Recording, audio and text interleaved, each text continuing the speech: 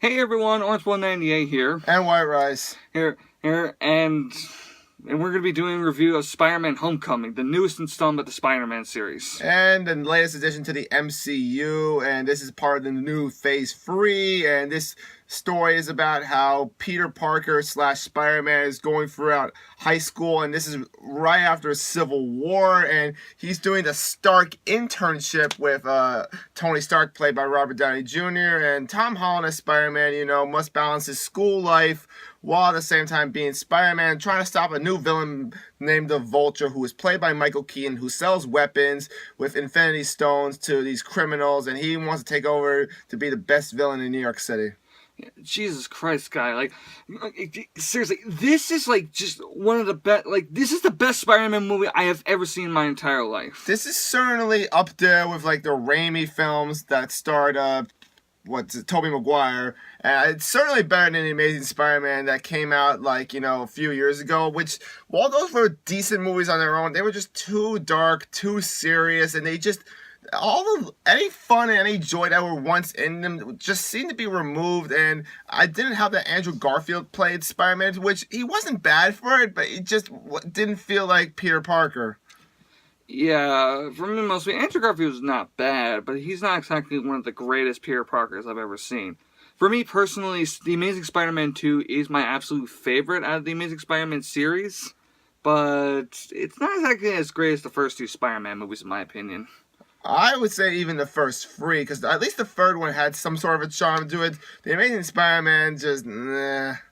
But with this one, Spider-Man Homecoming, I gotta say that the energy is there. I'm glad it's a bit more of the comedic side. And first of all, the special effects to match up with this high-paced style matches perfectly.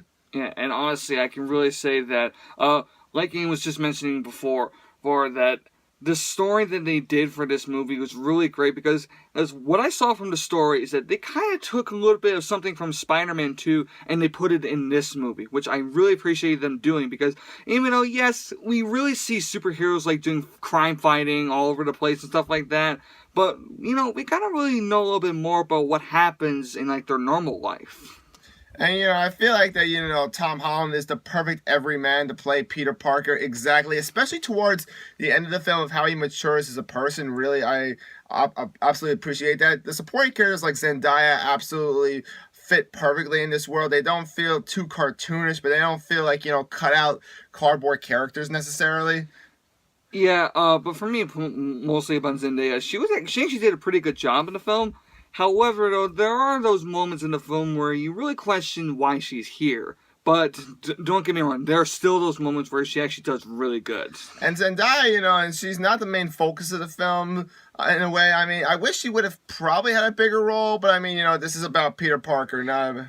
And the first time I actually saw, first time we actually saw her, I originally thought she was like Mary Jane or something like that. Yeah, I thought that too. Or Gwen Stacy. Yeah, the rumors on Facebook were certainly popping up there, but no, they just make her own character, which I'm very glad they do. Yeah.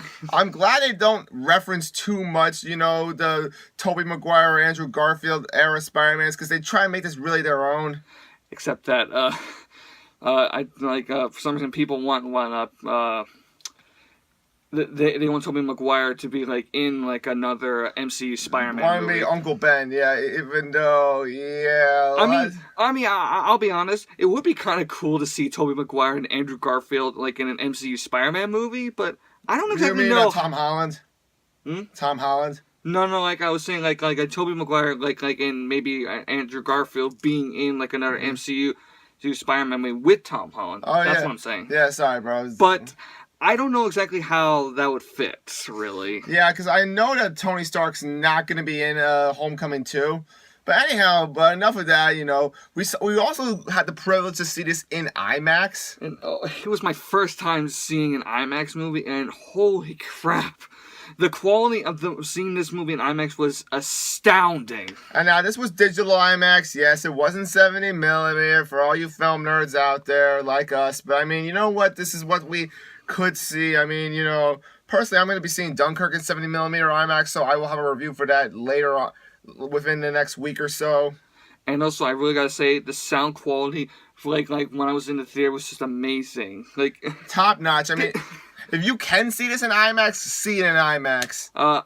We wouldn't really honestly recommend seeing IMAX 3D because for us, mainly 3D is not exactly that exciting. I mean, there are very few times where 3D is actually worth it. I mean, I remember we saw Age of Ultron in 3D. Oh yeah, that's right, we did see that.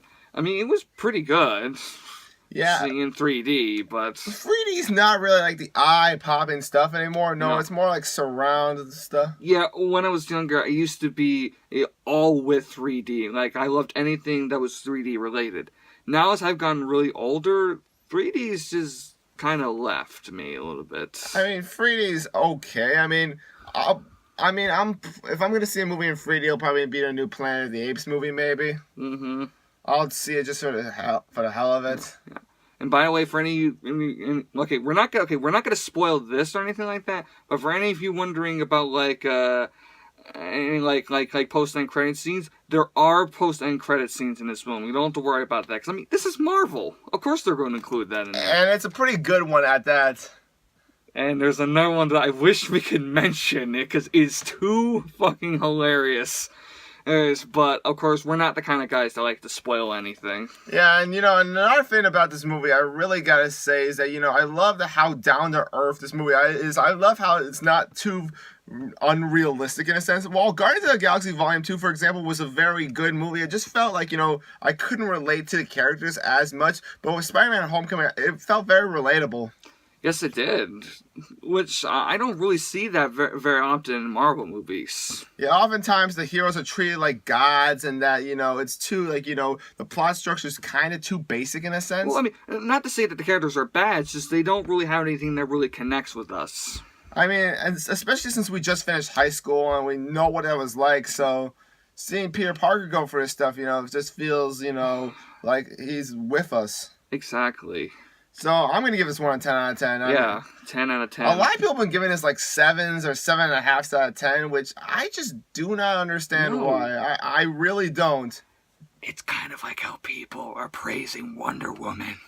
Yeah, if you've seen our review for that, you'll know what our thoughts are on that movie. We don't need to talk about that here, and I don't even want to mention about it. But seriously, Spider-Man Homecoming, you haven't seen it yet, highly recommended. It is the true comic book Spider-Man movie everyone has always wanted. I think this is the Spider-Man movie people really wanted after Spider-Man 3, but Sony just did not want to do for the longest time. And when I mean the longest time, I mean like 10 years. Yeah. Which, by the way, we give credit that Marvel took over this movie instead of Sony, because, I mean, Sony did pretty good with some of the past Spider-Man movies, but Marvel just outdid themselves with this. And I can't wait for Spider-Man Homecoming 2, or whatever they're going to call it. I also cannot wait to see Spider-Man in Avengers. Infinity War, yeah. Cannot wait to see him in that. Alright, guys, so thank you so much for watching. As always, remember to leave your comments down below. And if you aren't subscribed to either one of our channels, make sure to subscribe. And as always, see you around. Peace. Bye.